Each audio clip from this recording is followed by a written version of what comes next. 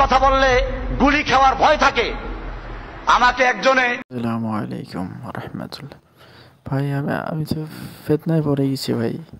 এগুলো কি বলে, এই যে বয়ানটা শুনুন, কি বলে আসলে কি লা ইলাহা ইল্লাল্লাহ এটা, নাকি আমাদেরকে ফিতনায় ফেলাচ্ছে? আপনারা কমেন্টে জানাবেন ইনশাআল্লাহ, ঠিক আছে? কথা বললে গুলি খাওয়ার ভয় থাকে। আমাকে একজনে গুলি একটা প্যাকেট করে কাগজে মোড়াইয়া তারপরে সুন্দরভাবে খামে ঢুকাইয়া তারপরে আমার ঠিকানা পাঠিয়ে দিয়েছে। লেখছে যে এইটা আপনাকে নমুনা পাঠানো হলো, পরেরটা বাস্তবে আসবে। কোন জায়গায় হাত দিয়েছেন, কোরআন হাদিসের কথা বলবেন, সব বলতে চাইেন না।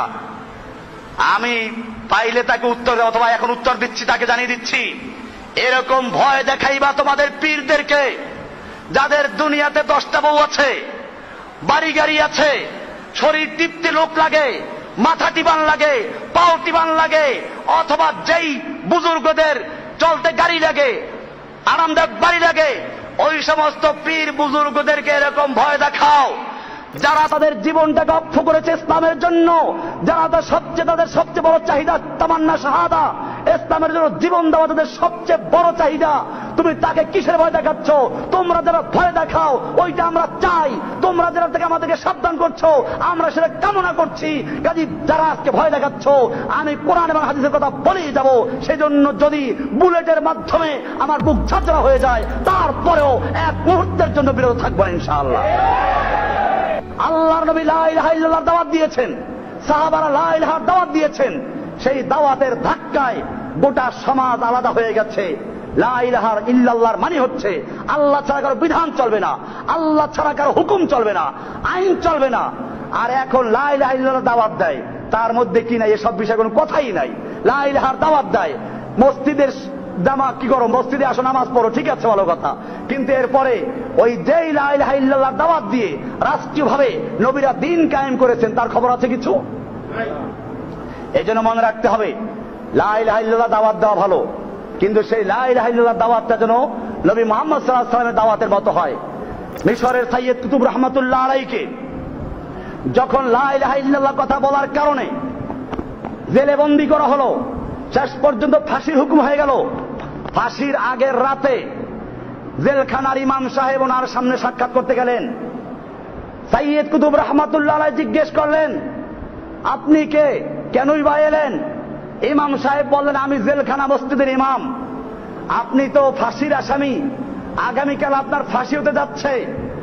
যে সমস্ত মুসলমানদের ফাঁসি হয়, আমার দায়িত্ব হচ্ছে জেলখানার ইমাম হিসেবে ফাঁসির আগে তাদেরকে কলমা পড়ানো, তওবা পড়ানো, কলমা পড়ানো। সাইয়্যিদ কুতুব রহমাতুল্লাহ আলাইহি প্রশ্ন করলেন, আচ্ছা কি কালমা তুমি পড়াও, বলো দেখি। আশহাদু আল্লা ইলাহা ইল্লাল্লাহু ওয়াহদাহু লা শারীকা লাহু ওয়া আশহাদু আন্না মুহাম্মাদান আবদুহু ওয়া রাসূলুহু। সাইয়্যিদ কুতুব রহমাতুল্লাহ আলাইহি বলেন, আশ্চর্য কথা, আমি তো এই কালেমার কথা বলার কারণে, এই কালেমার উপরে বই লেখার কারণে, এই কালেমার দাওয়াত দেওয়ার কারণে আমাকে বন্দী করা হয়েছে, চরম নির্যাতন করা হয়েছে, আমার হাত পা ভেঙে দেওয়া হয়েছে, আমাকে শেষ পর্যন্ত ফাঁসিতে চড়ানো হচ্ছে।